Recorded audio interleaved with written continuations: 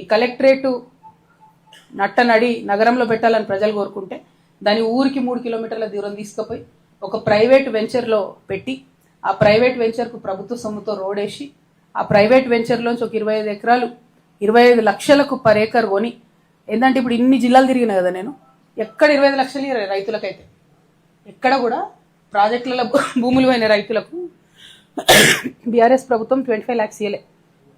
మల్లన్న సాగర్లో కూడా 22 హైయెస్ట్ అంతేనా మ్యాక్సిమం 14 నుంచి 22.